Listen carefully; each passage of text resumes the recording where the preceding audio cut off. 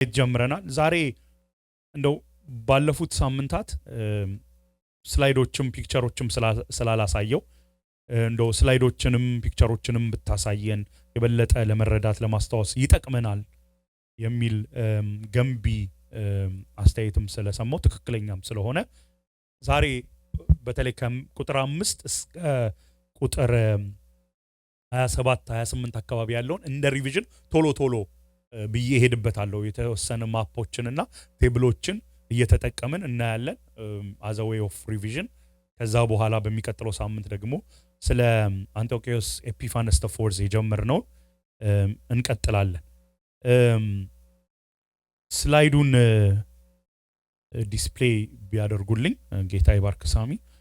ስለዚህ የሰሜኑና የደቡቡ ነገስታት እንደው እንደ ክለሳ ነው ዛሬ እንድናይ ያሰብኩት።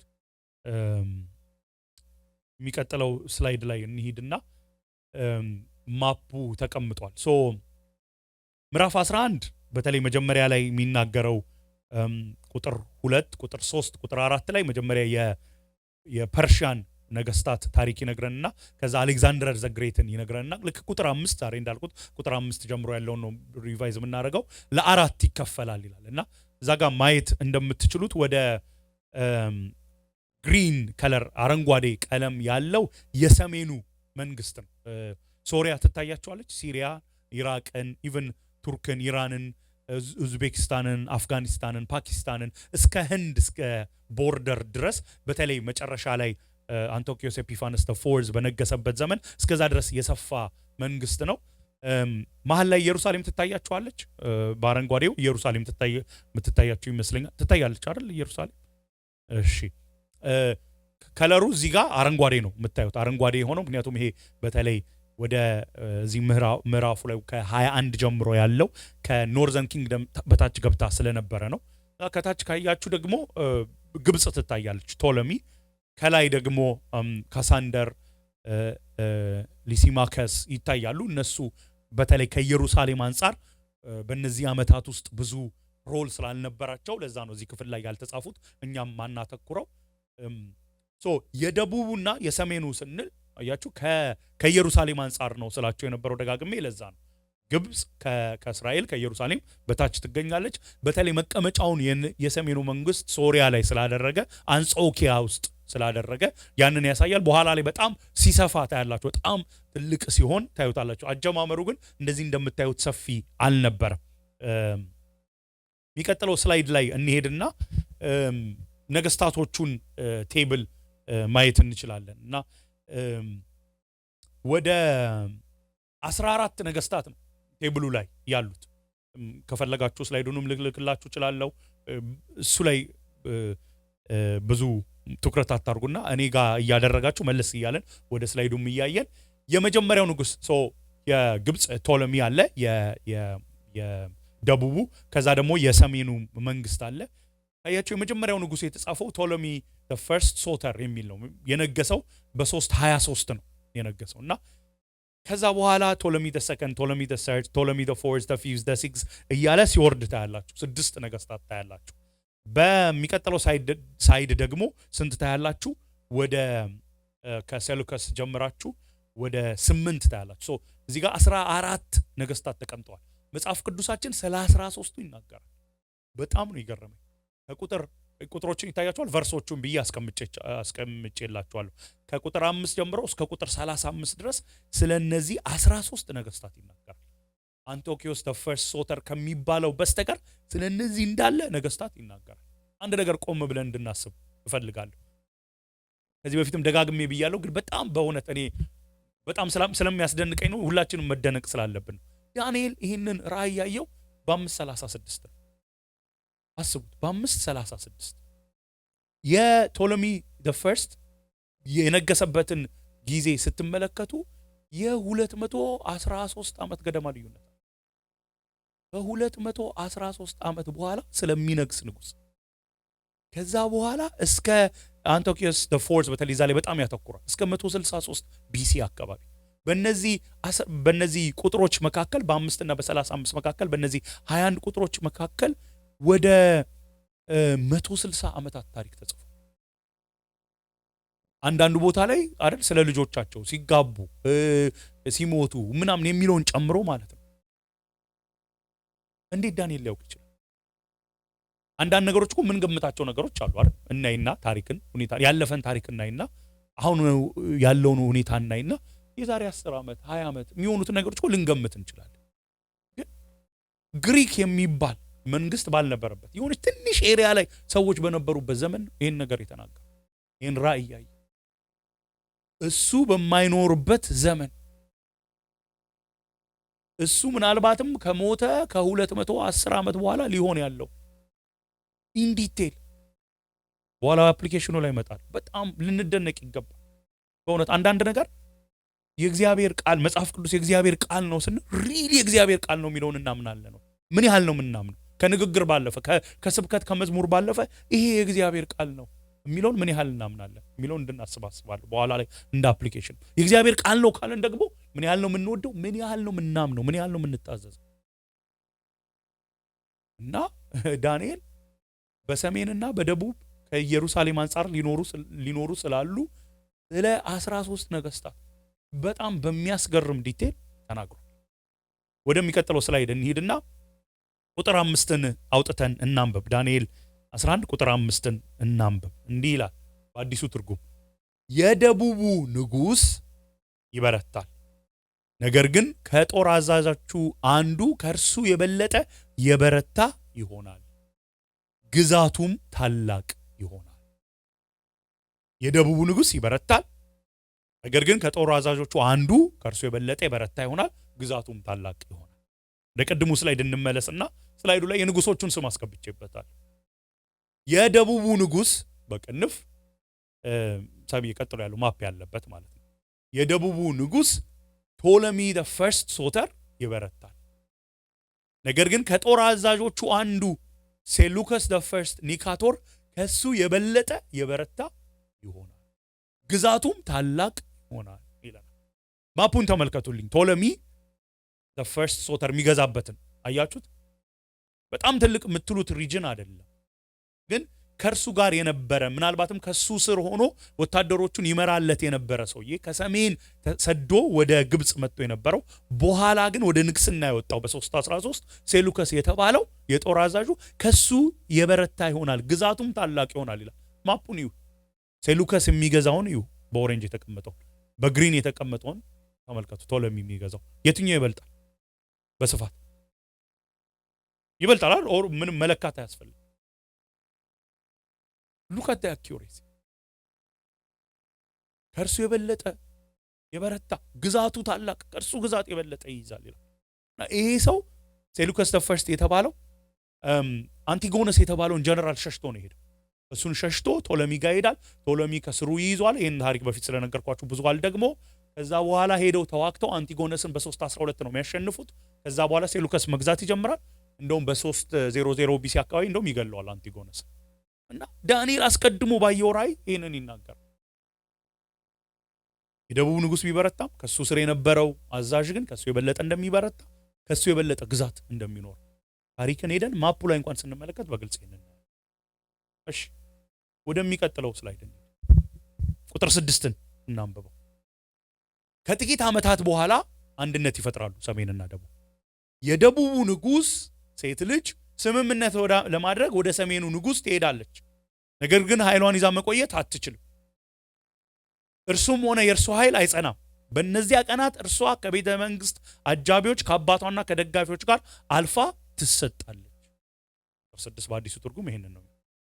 ከጥቂት ዓመታት በኋላ የሚለው ታሪክን ሄደን ስናይ ወደ 250 ቢሲ አካባቢ ማለት ነው።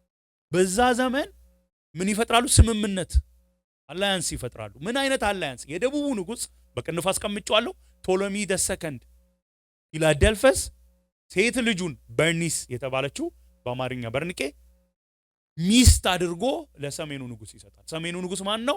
አንቲዮኪዮስ the second ቲዮስ የተባለ እዛ ትሄዳለች። ይሄ ሰውዬ ትዝ ካላችሁ እዚህ ስላይድ ላይም አስቀምጫለሁ። ላኦዳይስ የምትባል ሚስት ነበረችው።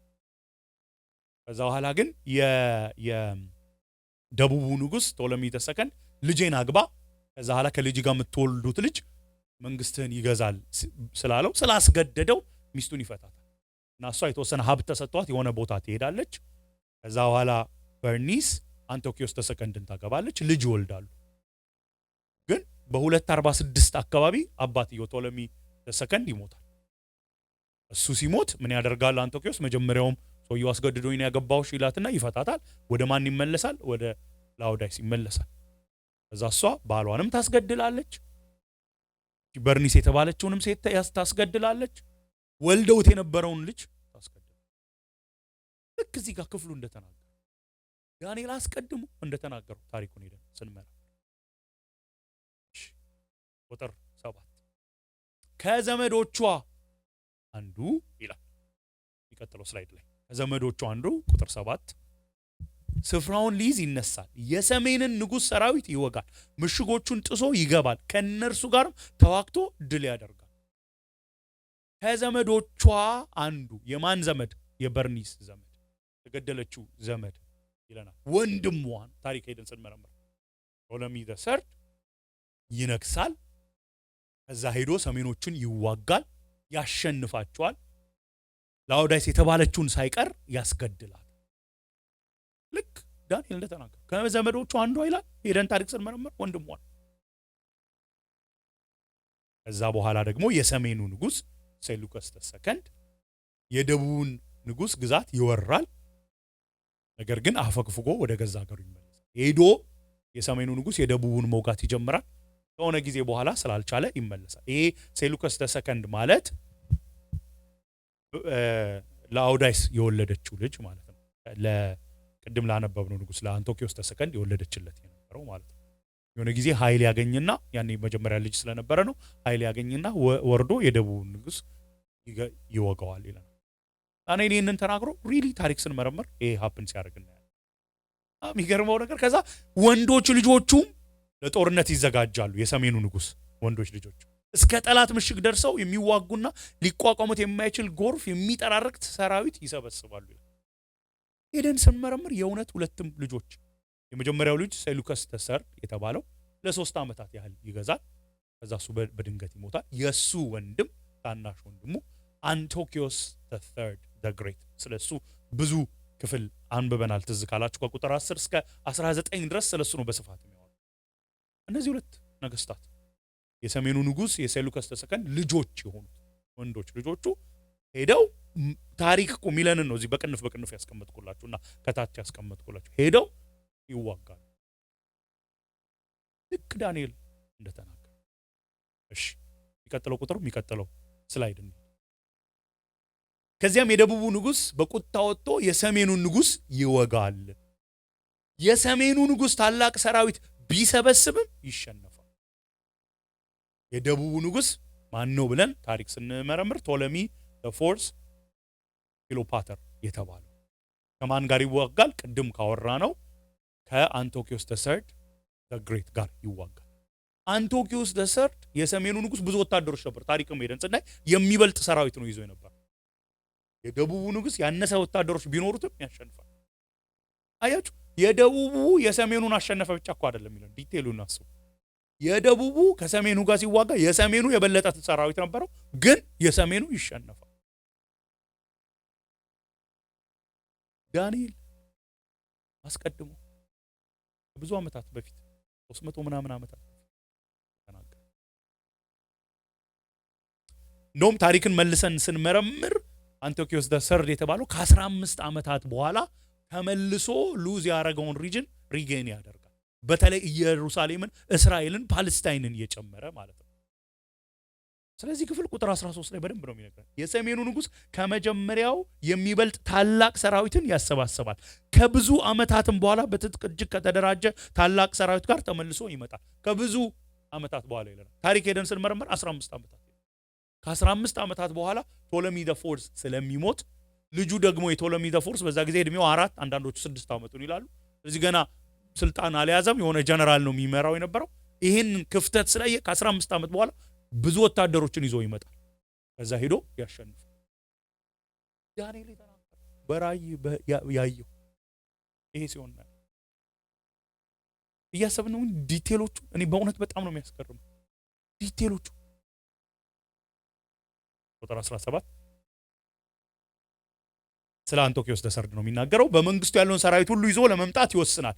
ከደቡብ ንጉስ ጋር ቶሎሚ ደፊቭዝ ጋር ይስማማል። ይህም መንግስት ለመጣል ሴት ልጁን ክሊዮፓትራን ይድርለታል። ክሊዮፓትራ ቶሎሚ ደፊቭዝ የሚለው በቀይ በቅንፍ ያስቀመጥኩት ታሪክን ሄደን ስንመረምር ምናየው ነው። ይሁን እንጂ እቅዱ አይሳካለትም፣ ያሰበውም ነገር አይጠቅምም። ይህን ታሪክ ስናወራ ትዝ ካላችሁ የሰሜኑ ንጉስ ነው አሁን ደግሞ ሴት ልጁን ይድራል። ባለፈው ቅድም ያየነው ላይ ምንድነው የደቡቡ ንጉስ የሚሞክረው የነበረው ሴት ልጁን ድሮ ግን ትገደላለች። እዚህ ጋር ደግሞ ተቃራኒ ነው የሚሆነው። የሰሜኑ ንጉስ ምን ያደርጋል? ሴት ልጁን ይድርለታል ለደቡቡ ንጉስ። እና ሐሳቡ የነበረው እሷ በቃ እንደ ሰላይ ትሆናለች፣ ትነግረዋለች፣ የሚወልዱትም ልጅ ደግሞ እሱ ይሆናል። ግን እሷ ለባሏ ታደላለች፣ ጭራሽ ለባሏ ታደላለች። ስለዚህ ከባሏ ጋር ትደረባለች፣ አባቷን አትረዳ። ይሄው በዚህ ክፍል ላይ እቅዱ አይሳካል፣ ያሰበውም ነገር አይጠቅም። 330 ምናምን ዓመታት ዳንኤልን ሚና እሺ ቁጥር 20 በእርሱም ቦታ የሚተካው በአንቶኪዮስ ቦታ አንቶኪዮስ ተሰርድ ቦታ የሚተካው ሴሉከስ ተፎርስ ፊላፓተር የመንግስቱን ክብር ለማስጠበቅ ግብር አስገባሪ ይልካል። ይሁን እንጂ በቁጣ ወይም በጦርነት ሳይሆን በጥቂት ዓመታት ውስጥ ይገደላል ይለናል። ታሪክ ሄደን ስንመረምር ማን ነው በአንቶኪዮስ ተሰርድ ቦታ የተተካው ስትሉ ሴሉከስ የተተካው እና የእውነትም ግብር አስገባሪ ነበር። ታሪኩ ምንድነው? አንቶኪዮስ ተሰርድ የሚባለው ሰውዬ ከዚህ በፊት ስለተናገርኩት ነው ብዙ ዲቴል ማልገባው። በጣም በትዕቢት ተሞልቶ መሄድ ወደ ሌለበት አካባቢ ወደ ሮም ሁሉ ይጠጋል። በዛ ጊዜ ሮም በጣም እየበረታች የመጣች መንግስት ነው። ተው አትጠጋ ይቅርብህ እየተባለ ነው። አልሰማም ያለ። ከዛ ይመጡና ምን ያደርጉታል? ያሸንፉታል፣ ይሸሻል። እየተከታተሉ ብዙ ጉዳት ያደርሱበታል። ከዛ ስምምነት ግዴታ በግድ እንዲፈር ነው የሚያደርጉታል። አንዱ ምንድነው? በየአመቱ የሚከፍለው ግብር እንዲኖር ለሮም። ሁለተኛ ደግሞ ከመንግስት ውስጥ ያሉ ትልልቅ የሚባሉ ወደ 20 ሰዎች ለሮም አሳልፎ እንዲሰጥ። ይሄ ሰውዬ አንቶኪዮስ ተሰርድ የተባለው በመሃል ለምሳሌ አንዱ ልጁም በኋላ ምን መጣበት አንቶኪዮስ ዘፎርዝን ሆስቴጅ አድርጎ ይሰጣል ለሮም። ከዛ ከጊዜ በኋላ ግን እሱ ሲሞት ግን ለልጁ እዳው ግን ተርፏል፣ አልቀርም። እዚህ ልጁ ደግሞ እዳ ስላለበት ምን ማድረግ አለበት? ከህዝቡ ግብር ሰብስቦ ለሮም መክፈል አለበት። እዚህ ግብር ሰብሳቢ ይሾማል። አንዳንዶቹ የገንዘብ ሚኒስትር ይሉታል፣ አንዳንዶቹ ጠቅላይ ሚኒስትር። በአሁኑ ዘመን ቢሆን የገንዘብ ሚኒስትር፣ ጠቅላይ ሚኒስትር፣ የውጭ ጉዳይ ሚኒስትር ከአንዱ ሊባል የሚችል ግን ግብር ሰብሳቢ ይቀጥራል። ማን የሚባል? ሄሊዮዶረስ የተባለ እና ሄሊዮዶረስ የተባለው ከጥቂት ዓመታት በኋላ ሴሉከስ ተፎርስ የተባለውን አስመርዞ ያስገድላል። ታሪክ የሚለን ይሄን ነው። ክፍሉ ደግሞ ምን ይላል ብለን ስናይ በእርሱ ቦታ የሚተካው የመንግስቱን ክብር ለማስጠበቅ ግብር አስከባሪ ይልካል። ይሁን እንጂ በቁጣ ወይም በጦርነት ሳይሆን በጥቂት ዓመታት ውስጥ። በጦርነት አይደለም የሚሞተው፣ ኤክስፔክትድ በሆነ መንገድ አይደለም የሚሞተው። ታሪክ ሄደን ስንመረምር እውነትም ተመርዞ ነው። ሄሊዮዶረስ ሳይሆን አይቀርም ታሪክ። እዛ ቁጥር 21 ላይ ደግሞ ይነግረናል። በእርሱ ፋንታ የተናቀ ሰው ይነግሳል፣ ንጉሳዊ ክብርም አይሰጠውም። ህዝቡም በሰላም ተቀምጦ ሳለ በተንኮል መንግስቱን ይይዛል። እና ሴሉከስ ተፎርዝ ሲሞት መንገስ የነበረበት የሴሉከስ ተፎርዝ ልጅ ነው። ግን የሴሉከስ ተፎርዝ ልጅ ምን ሆኗል መሰላችሁ? በዚህ ሰዓት ላይ ሆስቴጅ ተደርጎ ለሮም ተሰጥቷል። ስምምነት ነበር አላልኳችሁ? ለሮም ተሰጥቷል። እዚህ ሊነክስ አይችልም። ወንድሙ ግን አንቶኪዮስ ተፎርዝ ተፈቶ ከሮም ተፈቶ ወደ አቴንስ አካባቢ ነበር እየተመለሰው። ይህንን ሲሰማ መጥቶ ይነክሳል። ሲነክስ ብዙ አሻጥሮችን ይጠቀማል። ለዛ ነው የተናቀው ሰው ንጉሳዊ ክብር አይሰጠውም፣ በተንኮል ይነክሳል። እውነትም ታሪክን ስንመረምር የሚያደርጋቸው ነገሮች በተንኮል ነው። እሺ ቀጥሎ ታላቅ ሰራዊት አደራጅቶ ኃይሉና ብርታቱን በደቡብ ንጉስ ላይ ቶሎሚ ዘ6 ላይ ያነሳሳል። የደቡብ ንጉስ ቁጥሩ እጅግ ብዙ የሆነ ኃይላትን ይዞ ጦርነት ያውጃል። ነገር ግን ከተዶለተበት ሴራ የተነሳ መቋቋም አይችልም። ይህን ባለፈው ስናገር ነበር የዛሬ 2 ሳምንት። ቶሎሚ ሲክስ የተባለው ሰው አማካሪዎች ነበሩት፣ 2 አማካሪዎች ነበሩት። አማካሪዎቹ ትክክለኛ ያልሆነ ምክር መከሩት። ሂድና ኢየሩሳሌምን መልሰ ያዝ፣ እስራኤልን ያዝ የሚል ምክር ይመክሩታል። በቂ ግን ኃይል አልነበረው። ይህን የማይሆን ምክር ሰምቶ ይሄዳል። ሄዶ ደግሞ አይሳም። ለዛ ነው ከተዶለተበት ሴራ የተነሳ መቋቋም አይችልም። አንደኛ የተመከረው ምክር ልክ አይደለም። ሁለተኛ ይሄንን ምክር ደግሞ እንደተመከረ ሊወር እንደሚያስብ ሊክ ይደረጋል ኢንፎርሜሽን። እዛ ተዘጋጅቶ ነው የሚጠብቀው አንቲዮኮስ ዘ ፎርስ ያሸንፈው። አይገርም? ሴራ ተሰርቶበት መቋቋም እንደማይችል ይሄንን ሁሉ ቀድሞ ነው ዳንኤል የሚነግረን። ታሪክ ሄደን ስንመረምር እውነት ሆኖ እናገኛለን።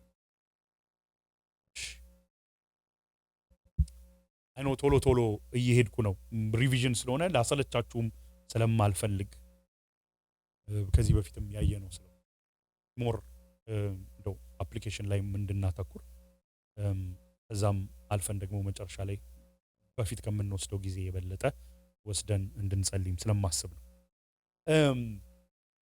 ምዕራፍ 11 ግን ዋና የተጻፈበት ሐሳብ ዓላማው ምንድነው ብለናል። ዳንኤል ምዕራፍ 10 ቁጥር 14 ላይ ራእዩ ሊፈጸም ገና ብዙ ዘመን ስለሚቀረው ወደፊት በሕዝብ ላይ የሚሆነውን ልገልጽልህ አሁን ወደ አንተ መጥቻለሁ። ራእዩ ሊፈጸም ገና ብዙ ዓመት ስለሚቀረው ወደፊት በሕዝብ ላይ የሚሆነውን ልገልጽልህ አሁን ወደ አንተ መጥቻለሁ። ምዕራፍ 10 ይህን ክፍል ስንጀምር እንደነገርኳችሁ ከጥቂት ሳምንታት በፊት ምዕራፍ 10 እንደ ኢንትሮዳክሽን ውሰዱት። ስለ ራእዩ ወደ መሃል ወደ ኮንቴንቱ ከመግባቱ በፊት መንደርደሪያ እየሰጠን ልክ ምዕራፍ 11 ላይ ስንገባ ግን ህልሙን ራእዩን እናያለን። ምዕራፍ 12 ላይ በተለይ ወደ መጨረሻዎቹ ቁጥሮች ላይ ሲጠቀልለው ኮንክሉዥኑን እና እዚህ ጋር መልአኩ ለዳንኤል የሚነግረው ራእዩ ሊፈጸም ገና ብዙ ዓመት ስለሚቀረው ይለዋል። ወደ ቴብሉ ሳምዬ ብትመልሰን ቴብሉ ላይ እንመለስና የመጀመሪያው የደቡቡ ንጉስ መቼ ነው የነገሰው አለ? 323 ዓመት። ለዳንኤል ይሄንን ራእይ የተነገረው መቼ ነው? 536 አካባቢ። ወደ 213 12 ዓመት ዲፍረንስ አለው። ልክ እዚህ ጋር እኮ እንደሚለው ራእዩ ሊፈጸም ገና ብዙ ዓመታት ስለሚቀር እውነት አይደል? ሊፈጸም ገና ብዙ ዓመታት ይቀራል። እውነትም ሄደን ስናይ 200 ምናምን ዓመት ይቀራል። ወደፊት በሕዝብ ላይ የሚሆነውን ልገልጽልህ። ዓላማው የዓለምን ሂስትሪ ለመናገር አይደል። አሁን አንዳንድ ሰዎች የሚያነሱት ነገር አለ። ስለ ሌሎቹ መንግስታት ለምን በደንብ አልተናገረም? ቅድም ያየናቸው ማፑ ላይ አንድ ወደ ኋላ ሄድልኝና ሳሚ የመጀመሪያው ማፕ ላይ ካሳንደር፣ ሊሲማከስ የሚሉትን ስለነሱ ዲቴል አልተናገረም። ምንድን ነው ያልተናገረው? ይሄ ሰውዬማ የሆነ ጊዜ በኋላ ታሪክን ያጠና ሰው ነው ይላሉ። ግን they are missing the point። አንድ ነገር ስትጽፉ የሆነ ዓላማ ይኖራቸዋል አይደል? ስለዚህ የምትጽፉት ጽሁፍ ደብዳቤም ይሁን ኢቭን ስብከትም ንግግርም ቢሆን የሚያተኩረው ልታስተላልፉ ያሰባችሁት ማለት። ለዳንኤል እዚህ ጋር የተነገረው የሚያተኩረው ያቺ በትንሿ የምናያት አረንጓዴዋ ሪጅን ጄሩሳሌም የምትለዋ ምልክት የተደረገበት ስለ እስራኤል ስለ ዳንኤል ህዝብ ሊነገር ነው። ከዚች ሪጅን ጋር ከዚች ክልል ጋር ደግሞ ግንኙነት ያላቸው ቶሎሚና the Seleucid ኪንግደም ናቸው። እነ ካሳንደር ሊስማከስ ኢንፍሉዌንሳቸው ብዙ አይደለም። ስለዚህ ትኩረቷ ያቺ ህዝብ ላይ ያቺ አገር ላይ እግዚአብሔር ህዝብ ላይ ነው ትኩረቱ። ስለዚህ የሚገዟቸው በእነዚህ ዓመታት ውስጥ ሁለቱ መንግስታት ስለሆኑ አተኩሮ ዳንኤል የሚጽፈው እዛ ነው የሚጽፈው። በህዝብ ላይ ስለሚሆነው ነገር ልገልጽልህ ፈልጋለሁ ይላል። ወደ መጨረሻው ስላይድ እንሂድና መጨረሻው ስላይድ ላይ ኦኬ ምን ሆነ ታዲያ? አሁን ብዙ ያወራውላችሁ ታሪክ የሰሜኑ አሸነፈ፣ የደቡቡ ተሸነፈ፣ የደቡቡ ከዛ አሸነፈ፣ የሰሜኑ ተሸነፈ፣ እነዚህ እያለን ነው። ታዲያ የታለ ስለ ህዝብ የተባሉ ስለ እስራኤል የሚነገርበት ክፍል የታለ ስንል ገና ወደ በተለይ ከቁጥር 35 በኋላ ስለ መጨረሻውም ዘመን ስለሚናገር እዛ ጋር አልገባም። ግን ከቁጥር 5 እስከ 35 ባሉት ውስጥ ቢያንስ 3 ቁጥሮችን አውጥተን እንይ። መጀመሪያ ቁጥር 16 እንመልከት። ዳንኤል ምዕራፍ 11 ቁጥር 16 ላይ ወራሪው ደስ ያሰኘውን ያደርጋል፣ ማንም ሊቋቋመው አይችልም። በመልካሚቱ ምድር ላይ ይገዛል፣ እርሷንም ለማጥፋት ኃይል ይኖረዋል። መልካሚቱ ምድር በተለይ ኢየሩሳሌምን የሚያመለክት ነው። ወደ ኋላ ተመልሰን ዳንኤል 8ንም ብናይ ዳንኤል 12ንም በፊት የነበሩትን የኦልድ ቴስታመንት ክፍሎችን ስናይ ስለ ኢየሩሳሌም ስለ እስራኤል ሲናገር መልካሚቱ ምድር ይላል። በተለይ እግዚአብሔር ኪዳን የገባለት ሕዝብ ያለፈበት ቦታ ስለነበር እግዚአብሔር ክብሩን ራሱ የገለጠበት ቤተ መቅደሱም የነበረበት ስፍራ ስለነበር ከዛም በመነሳት ነው መልካሚቱ ምድር የሚለው እና ይሄ አንቶኪዮስ ዘሰርድ ደስ ያሰኘውን ያደርጋል፣ ማንም ሊያስቆመው ሊቋቋመው አይችልም ስለሚበረታ። ለዛ ነው ባይዘው ስሙ ራሱ ዘግሬት የሚለው የተጨመረለት የፈለገውን ያደርግ እና ኢቭን አጻጻፉ ካያችሁ ስለ አሌክዛንደር ዘግሬትም ከተጻፈው ጋር በጣም ይመሳሰላል። ይሄን ነገር ከዚህ በፊት ስለተናገርኩት ነው ብዙ ማለት ነው። ቁጥር 4 ላይ ስትሄዱ ስለ አሌክዛንደር ዘግሬትም የፈለገውን ያደርጋል፣ ማንም ሊቋቋመው አይችልም ይላል። በኋላ ሄዶ ደግሞ ስለ አንታይ ክራይስቱ ስለ ሐሰተኛው ክርስቶስም ሲናገር እቺን ሐሳብ ይናገር፣ ደስ ያሰኘውን ያደርጋል፣ ማንም ሊቋቋመው አይችልም የሚል ሐሳብ ያሳየናል። እና በመልካሚቱ ምድር ላይ ይገዛል፣ ለማጥፋትም ኃይል ይኖረዋል ይላል። ታሪክ ሄደን ስንመረምር በ198 ቢሲ አካባቢ ምን ማድረግ ይጀምራል? ኢየሩሳሌምን ሳይቀር አይሁድን ሳይቀር ግሪካዊ የግሪክን ባህል ሄለናይዜሽን የሚባለውን ያስፋፋል። በጣም አንቶኪዮስ ዘሰርድ በጣም ህልሙ የነበረው በቃ የግሪክን ቋንቋ የግሪክን ባህል ይገዛበት በነበረው አካባቢ ሁሉ በሰው ላይ በግዴታም በማታለልም በማሳመንም በምንም መንገድ መጫን እና ይህንን ነገር በጣም ኢየሩሳሌም ላይ ማድረግ ይጀምራል በ198 አንዳንድ ሰዎች ደስ ብሏቸው እሺ ብለው የሚከተሉ አሉ። አንዳንዶች ግን ባይወዱም በግዴታ ይህን ሲያደርግባቸው እናያለን። ይገዛል ሲለን እንደው ይቆጣጠራልን ብቻ አይደለም። አዎ አንዱ መቆጣጠር ነው፣ መልሶ ነው የሚወስደው። በነገራችን ላይ ከአንቶኪዮስ ዘሰርድ በኋላ መልሰው ግብጾች ወይም ቶለሚ ኢየሩሳሌምን መያዛቸው ይሞክራሉ፣ ግን በዛ ሰዓት ላይ አይችሉም። የመጀመሪያው ማፕ ላይ ካያችሁ እንደገና ልውሰዳችሁ፣ ሳሚ ያለፋው ይቅርታ። የመጀመሪያው ማፕ ላይ በግሪን አያችሁ የተቀመጠችው ኢየሩሳሌም በግሪን ሴሉሲዲያን ኪንግደም ብሎ አንቶኪዮስ ኤፒፋነስ የሚገዛበት ዘመንን ያስቀምጠናል። በዛ ጊዜ የተያዘችው በሰሜኑ መንግስት ነው። አንቶኪዮስ ዘ ፎርዝ የአንቶኪዮስ ዘ ሰርድ ልጅ ነው። ስለዚህ አንቶኪዮስ ዘ ሰርድ ግሬት ከያዘ ጀምሮ ኢየሩሳሌምን መልሶ አወስዷል። ለዛ ነው በአረንጓዴ የተቀመጠ። ወደ መጨረሻው ስለ እዚህ የግሪክን ካልቸር ሄለናይዜሽን በጣም የሚስፋፋበት ዘመን ነበር። በግዴታ ጫና ሲያደርግባቸው ነበር አንቶኪዮስ ዘ ሰርድ። እሺ ከዛ ቁጥር 22 ላይ ስንሄድ ደግሞ የሚቃወመውን ታላቅ ሰራዊት የቃል ኪዳኑንም ኪዳን አለቃ ሳይቀር ይደመስሳል። ደምሳሹ ማን ነው ስንል አሁን እዚህ ጋር ደግሞ አንቶኪዮስ ዘ ሰርድ ሳይሆን አንቶኪዮስ ፎርዝ ኤፒፋነስ በተለይ ምዕራፍ 8ም አካባቢ ያየ ነው ከፓስተር ኤሉ ጋር ስንማር በጣም ጨካኝ ሆኖ በኋላ ሊመጣ ያለው የሐሰተኛው ክርስቶስ እንደ ጥላ ሆኖ የሚያገለግለው ሰው ማለት ነው። የቃል ኪዳኑንም አለቃ ሳይቀር ይደመስሳል። የሚቃወመው ሰራዊት አይኖርም። እና ምንድነው ይሄንን ነገር ብለን ስናይ ታሪክን ሄደን ስናጠና አንቶኪዮስ ዘ ፎርዝ በሚገዛበት ጊዜ ኦናያስ ዘ ሰርድ የተባለ ነበር ሊቀ ካህናት። በጣም ሊቀ ካህናቱ በተለይ በእነዚህ ዘመናት መካከል በጣም ትልቅ ስልጣን ነበራቸው። የሃይማኖት ብቻ ሳይሆን የፖለቲካም ስልጣን ነበራቸው። ሰሜኑ ኪንግደም የበረታ ጊዜ ኢየሩሳሌም የያዘ ጊዜ ከሰሜኑ ጋር ይተባበራሉ። የደቡቡ የቶለሚ የበረታ ጊዜ ከደቡቡ ጋር እየተደረቡ የሚያረጉት ነገር ነበር። ምንድነው የሚያረጉት ነገር? የሃይማኖት መሪዎች ብቻ ሳይሆን እንደ ፖለቲካም መሪ ያገለግሉ ነበር።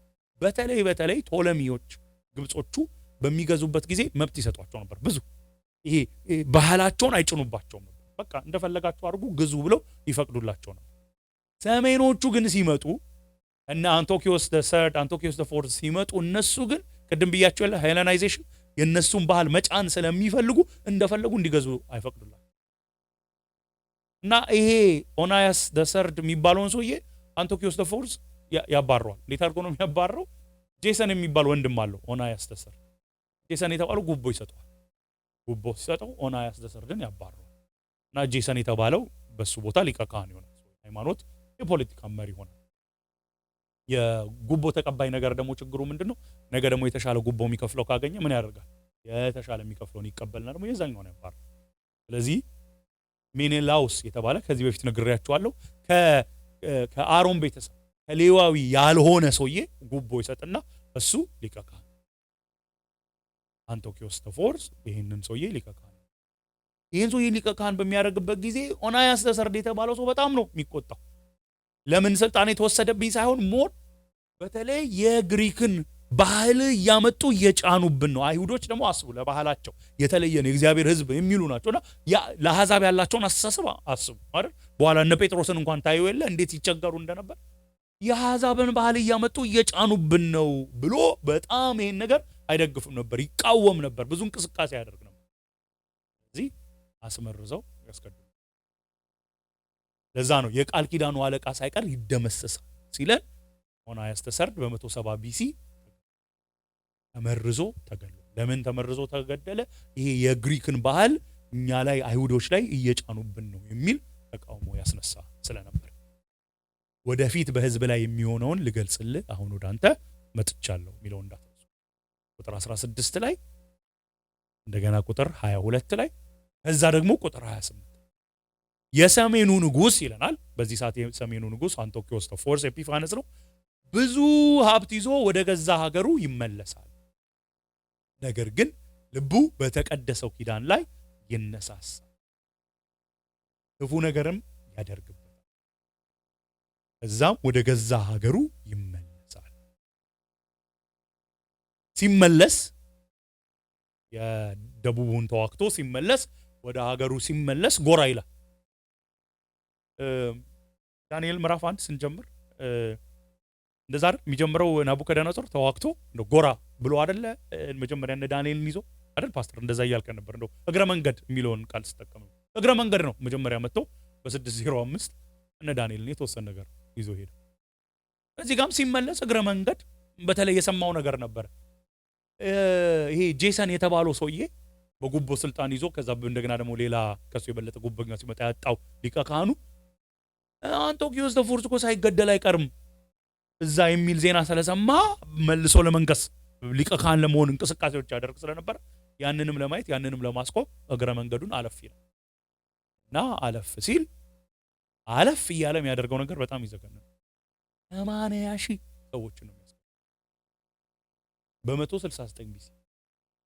አይ ቲንክ በደንብ ማሰብ ያለብን ያን ጊዜ የነበረው የህዝብ ቁጥር በፍጹም አሁን ካለው ጋር የሚወዳደር ይሄ እንግዲህ የዛሬ 2000 ኦልሞስት 300 ዓመት ገደማ በጣም የህዝብ ቁጥር ልዩነት 80,000 ሰው ተገደለ ስንል ሲጀምር ትናንትና ከአንድ ወንድም ጋርም ስናወራ ነበር። ይሆነ አንዳንዴ ቁጥር ሲነሳ ስለ ሰው ጋር ሞተም ሰው ይሁን የመጣም ቁጥር ብቻ አይደለም አድርጋማ ያለ ሰዎች ናቸው አይደል? አንዳንዴ እኮ ፊገር ብቻ ይሆናል አይደል? የኮቪድ ጊዜ ትዝ ይላችኋል። ይሄን ያህል ሰው ሞተ ሲባል ሰዎች እንደሆኑ ሳይሆን ቁጥር ነው የምናየው።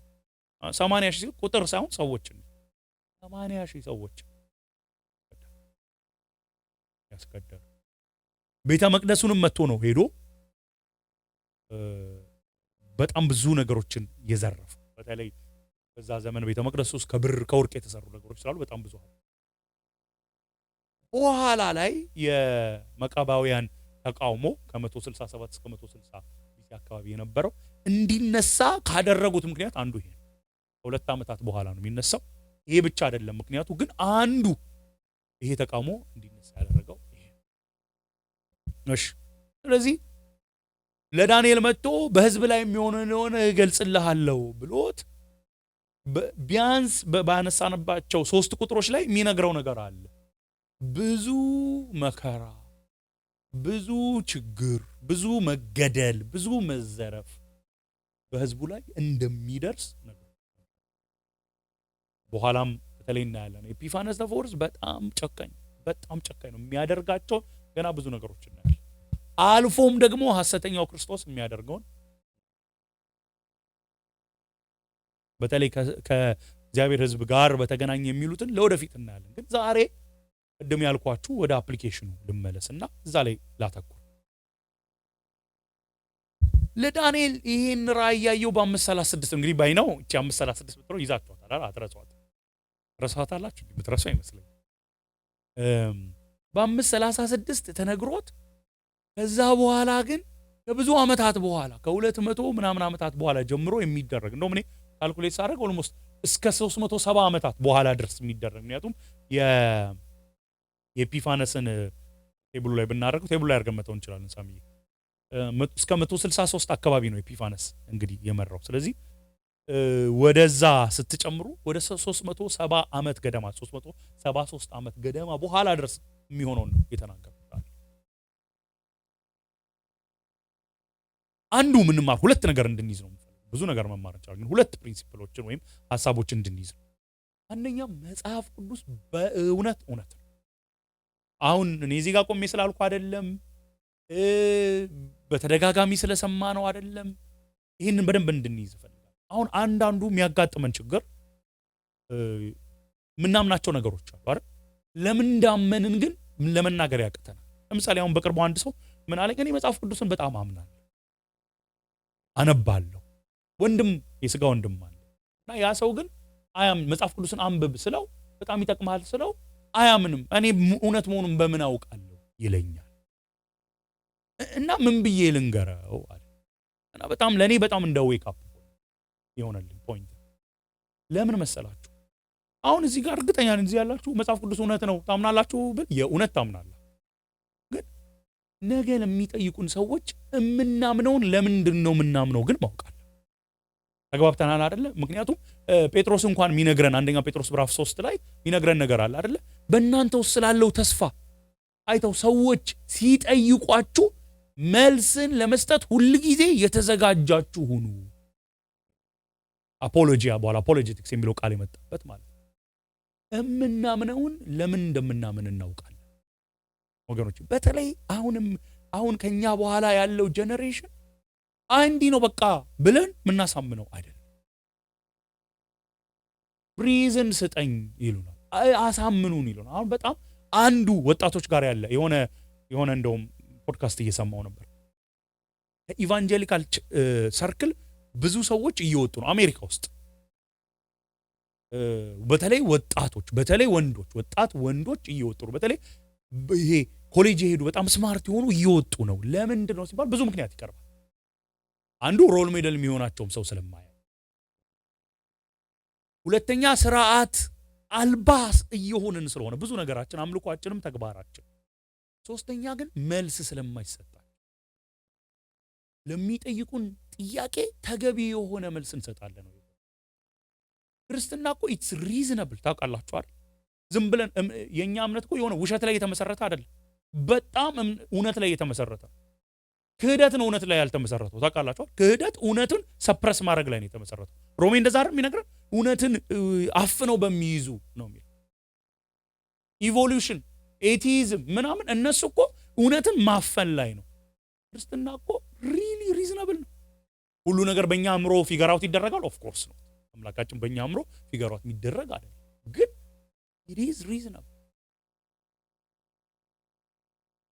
አንዱ መጽሐፍ ቅዱስ የእግዚአብሔር ቃል ነው ብለን እርግጠኛ እንድንሆን የሚያደርገን ከብዙ ዓመታት በፊት እዚህ ዳንኤል ላይ እንደምናየው ከብዙ 100 ዓመታት በፊት የተነገሩ ትንቢቶች ቃል በቃል ስለ ዝም ብሎ የሆነ ሰው የጻፈው ቢሆን ዝም ብሎ ግምታዊ ቢሆን ከ200 ዓመታት በኋላ እንደዚህ ዲቴል እንዴት ይፈጸማል? ከ300 ዓመታት በኋላ እንዴት በዚህ ዲቴል እስቲ አስቡ። ልጁን ይድርለታል፣ ግን ልጁ ከዛ እንትን አትልም፣ ከዛ እንደዚህ ሆነ። ይሄ ሁሉ ከየት ሰው አምጥቶ ይጽፋል? ይሄ እኮ ስለ ግሪክ መንግስት ነው የሚነግረን። የግሪክ መንግስት እኮ በዳንኤል ጊዜ የሚታሰብ አይደለም።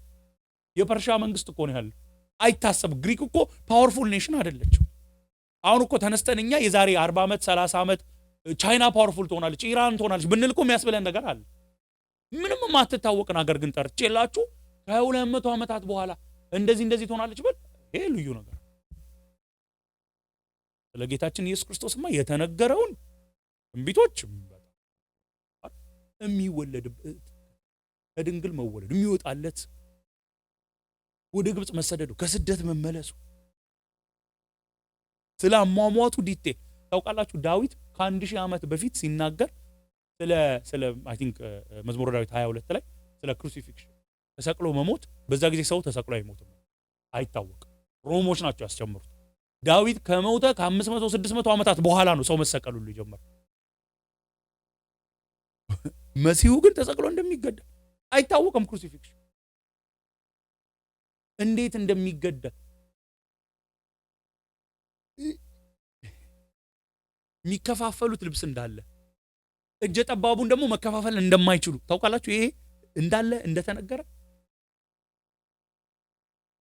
ከ1000 ዓመት በኋላ ከዛ እኔ በጣም ያየው ገርሞኝ ነበር። ዮሐንስ ወንጌል ምዕራፍ 20 ላይ እንዳሉት ነው የሚሆነው።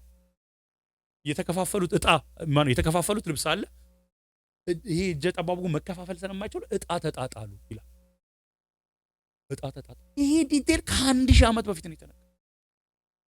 1000 ዓመት በፊት አሁን እንዳለ መጽሐፍ ቅዱስን ለምንድን ነው ምናምን የሚሉትን እንዳለ ፖይንቶች ልሰጣችሁ አይደለም፣ ግን ይሄን ግን መያዝ አለብን ወገኖች። ነገ ሰው መጥቶ እኔን በምናምን አለው ይሄ የእግዚአብሔር ቃል መሆኑን አንብብ ብንለው አይኔ እውነት ይሁን ውሸት ይሁን በምን አውቃለሁ ቢል ያው ይሄን አንዲት ነጥብ ነው የምነግራችሁ። ያው የዳንኤል መጽሐፍ በደንብ ነው ከብዙ 100 ዓመታት በኋላ ሊሆን ያለው ሆኖ ተፈጽሞ ነው። ከዛ ጋር ግን በተያያዘ በኋላ ስለሚመጣው ሐሰተኛ ክርስቶስ ደግሞ የተናገረው ገና ሊፈጸም ያለው ደግሞ እንደሚፈጸም ደግሞ ለኛ ማለት ነው።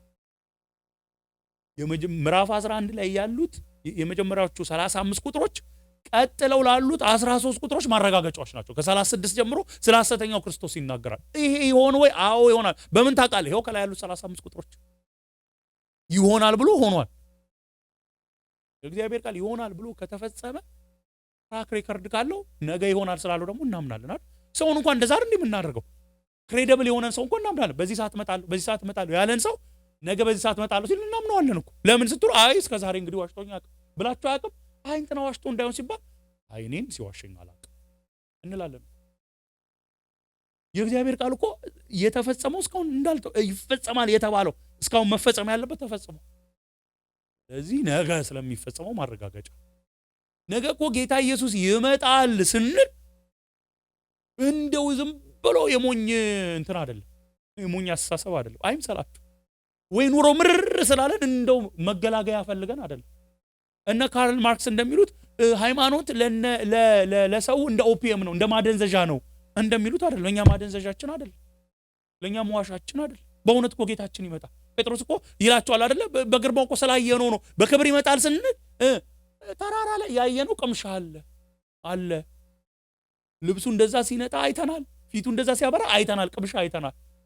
የተፈጠረ ተረት አይደለም፣ ሚዝ አይደለም የምንነግራችሁ ይላል። ወገኖቼ ጌታ ኢየሱስ ይመጣል ስንል የእውነት ይመጣል።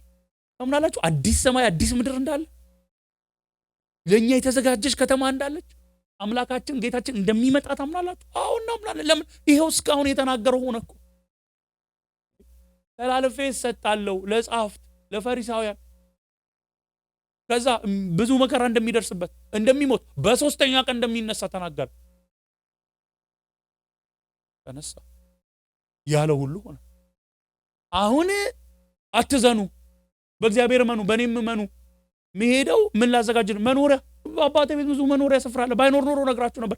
ተመልሼ መጣና እኔ ባለሁበት ከእኔ ጋር ትኖሩ ዘንድ ወስዳችኋለሁ ሲል እርግጠኛ ነኝ።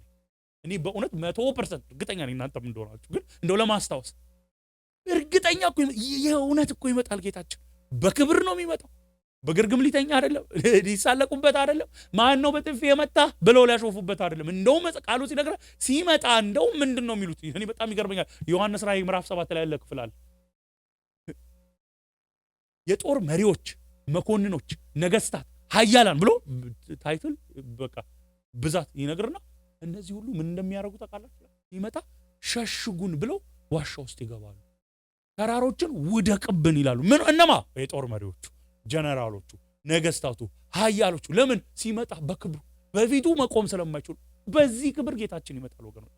በዚህ ክብር ኃያል የምትሏቸው ዛሬ እግዚአብሔር የለም የሚሉ ዛሬ ብዙ ህዝብን የሚበድሉ የሚጮቁኑ ኃያላን የተባሉ አንድ ቀን በክብር ሲመጣ አይተው ይፈራሉ። እርዝኩዌክ ሲፈታ አፈታቱ እንደዛ ነው። መሬት መንቀጥቀጥን ይመርጣሉ ነው። ናቹራል ዲዛስተርን ይመርጣሉ ነው። አይገርም? ሰው በጤናው እኮ መሬት መንቀጥቀጥ አይፈልግም። በሱ ፊት በቃ መቆም ግን መሬት መንቀጥቀጥ ሱናሚ ይሻል። ወገኖች ጌታችን ሲመጣ በክብር ነው፣ በግርማው ነው የሚመጣው። ኃያልነቱን ገልጦ ነው የሚመጣው። መጀመሪያ ራሱን አዋርዶ እንደመጣው አይምሰላችሁ። ይመጣል ስንል ምንድነው ማረጋገጫችን? ይሄው የተነገሩ ትንቢቶች በዲቴል ተፈጽመዋል። እኔ እንግዲህ እንደው የቻልኩትን ተዘጋጅቼ ትንሹን ያሳየዋችሁ። መጽሐፍ ቅዱስ እውነት ነው። አንዱ ማረጋገጫ አንዱ ነው ያልኩት ነው ዳንኤል መጽሐፍ። ስለዚህ ነገ ደግሞ ስለሚሆነው ሲናገር እናምናለን። አንድ ይሄን ትይዙ። ሁለተኛ ደግሞ እውነተኛ አምላክ የመጽሐፍ ቅዱስ ይሄ መጽሐፍ ቅዱስ እውነት ከሆነ የሚናገረው ነገር እውነት ነው ማለት ነው አይደል? እውነት ነው ብለን ከወሰድ ኦኬ ምንድነው ሚለን ሲል አንድ አምላክ ነው ያለው፣ አብ ወልድ መንፈስ ቅዱስ። የዚህ ቃል ባለቤት ይሄ ቃል የተተረከለት ነቢያቱን ሐዋርያቱን ነድቶ የጻፈው ይሄ አምላክ ብቻ ነው እውነተኛ አምላክ። ሌላ አማልክት የሉም። በጣም ይሄንን እኮ እንትን መመልከት ትችላላችሁ። በተለይ ሙሴ የጻፋቸው መጽሐፍ በጣም ይሄ ነው በር ትኩረቱ አይደል? ከግብጽ ነው የወጡት። ግብጽ ውስጥ አንዱ ነገር ምንድነው የሚያደርጉት? ብዙ አማልክት ያመልካሉ። ፖሊቲስት ናቸው። ይሄ ነገር ብዙ ጊዜ ተነጋግረናል። እኔም ብቻ ሳይሆን ፓስተርም ሲናገር እሁዶች ላይ ሰምታችሁ ከሆነ ምን ብለው ያምናሉ? በዛ አካባቢ በግብጽ ብቻ ሳይሆን ከነዓን ያሉ የተራራ አምላክ አላቸው፣ የሸለቆ አምላክ አላቸው፣ የተለያየ አምላክ አላቸው። እግዚአብሔር አምላክ ለአብርሃም ራሱን ሲገልጥ ምን ብሎ ነው? ኤልሻዳይ ነኝ ብሎ ነው አይደል? ሁሉን ቻይ ነኝ ሲል ምን ማለት ነው መሰላችሁ? ለዝናብ ሌላ አምላክ፣ ለከብቶች ሌላ አምላክ፣ ለልጅ ሌላ አምላክ፣ ለምናም የሚባል የለም። ሁሉንም የምችለው እኔ ስለሆንኩ ሌላ አምላክ የለም። ለውሃ ብለህ የምትሰዋለት የለም። ለዝናብ ብለህ የምትሰዋለት፣ ለምግብ ብለህ የምትሰዋለት የለም። እኔ ነኝ። እስራኤላውያንን ከግብጽ ሲያወጣቸው እግዚአብሔር እኮ 10 ታምራት ያደርጋል። ዋይተን ጠይቃችሁ ለምን እነዚህ ስፔሲፊክሊ ምሳሌ ስትሉ ግብጻውያን የሚያመልኳቸው አማልክቶች አሉ። እነሱን ሁሉ እየቀጣ እያሳየን እውነተኛ የውሃ አምላክ የሪቨር አምላክ ካለ ይሄው አባይን ቀይ ደም በደም ሳረግ ያቁም የለም። ኦኬ ይሄ ዘር እንዲያበቅል የሚያደርግ አምላክ ካለ ይሄው በረዶ አዝንቤ ሳጠፋ እህሉን ያስቁም የለም። ልጅ እንዲወለድ የሚያደርግ አለ። አዎ ኦኬ ይሄው የመጀመሪያ ልጆች በኩሮቻችሁን ስገድል ያስቁም የለም። እንደውም እኮ ለሙሴ መጨረሻ ላይ እንደዛ እኮ ነው የሚለው የግብፅን አማልክት ልቀጣ ስለሆነ አሁን ምን ታረጋለህ? በግ ትወስድና አይደል ጠቦት ትወስዳላችሁ፣ ትሰዋላችሁ፣ በሩ ፖስት ላይ ትቀባላችሁ። ለምን? አሁን የግብፅን አማልክት ቀጥቼ ልወጣ። እውነተኛ አምላክ መጽሐፍ ቅዱስ እውነተኛ ነው፣ እግዚአብሔር ቃል ነው። በዚህ ቃል ላይ ደግሞ የተነገረው የተተረከው ፕሮክሌም የተደረገው አምላክ እሱ ብቻ እውነተኛ። ስለዚህ ምን እናድርግ? ሁለት ነገር እንደምን ልናደርገው እንችላለን? ሪሊ በህይወታችን ላይ በእውነት ራሴን በጣም ዛሬ ቻሌንጅ አድርጌ የእውነት ወድቄ ያገኘሁበትን ነገር ነው የምነግራችሁ። ይሄ ቃል ነው ስልጣን ያለው ኦቶሪቲ ኦፍ ስክሪፕቸር እውነተኛ ከሆነ የእግዚአብሔር ቃል ከሆነ በእኛ ህይወት ላይ ስልጣን ሊኖረው የሚገባው የትኛው? እግዚአብሔር ቃል ነው? የኔ ስሜት ነው? የኔ ፍላጎት ነው? የትኛው ነው? አይደል መስማማት ያለብን ይሄ እግዚአብሔር ቃል ነው ወይ የሚለው። አዎ እግዚአብሔር ቃል ነው። እውነተኛ ነው? አዎ እውነተኛ ነው። እንደዛ ከሆነ በህይወታችን ላይ ስልጣን የሚገባው እሱ። በብዙ ነገር ላይ ስልጣን ለእግዚአብሔር ቃል የሰጠውበት ኤሪያ አለ። ለምሳሌ መጽሐፍ ቅዱስ መዳንን በክርስቶስ ኢየሱስ በማመን ብቻ ነው ይለኛል። ስለዚህ የእውነት በሱ አምናለሁ።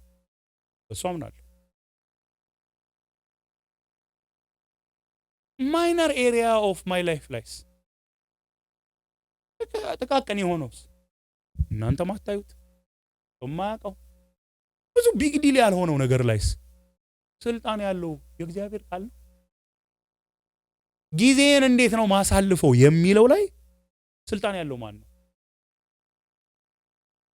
ገንዘቤ ላይ ስልጣን ያለው ማን ነው? ሰውነቴ ላይ ስልጣን ያለው ማን ነው?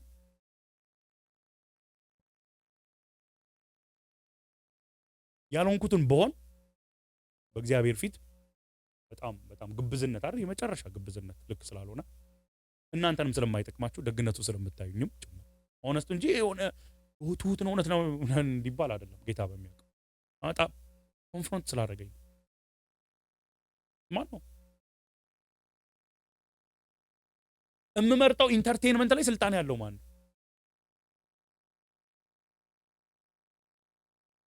የምመርጠው ንግግር ላይ የምናገረው ንግግር ላይ ስልጣን ያለው ማን ነው?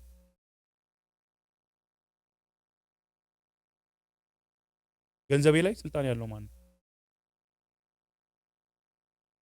ይህን ነገር ተናግሬ ብዙ ሰዎች ኮንነውኛል። ምክንያቱም ስለማላደርግ እንናገር። አመጋገቤ ላይ ማን ነው ስልጣን ያለው? እንዳልኳችሁ ነው። ኢትስ ዋን ቲንግ ኢየሱስ ጌታ ነው ብሎ መናገር ማመን እውነት እኮ ነው፣ እናምናለን። ግን ጌታ ከሆነ ምኑ ላይ ነው ጌታ? ድነት ላይ ሳስብን ብቻ ነው ጌትነቱ? ወይስ አናኗሬ ላይም ጌታ ነው? ጠዋቴ ላይ፣ ከሰዓቴ ላይ፣ ማታዬ ላይ ከሰው ጋር ስነጋገር፣ ሳስብ፣ ስፈልግ ማን ነው ጌታ? ኖ እላለሁ መሻቴን እንደ እግዚአብሔር ቃል ካልሆነ አቃተኝ በንስሐ እመልሳለሁ። ወገኖቼ በእውነት እግዚአብሔር ቃል እውነት ነው። እግዚአብሔር እውነተኛ አምላክ ነው። እንዳለው ደግሞ ጌታችን ይመጣል። እስኪመጣ ግን በሁሉ አቅጣጫ በህይወታችን ላይ ይሄ ቃል ስልጣን ይኖር። እስቲ እንጸልያለን።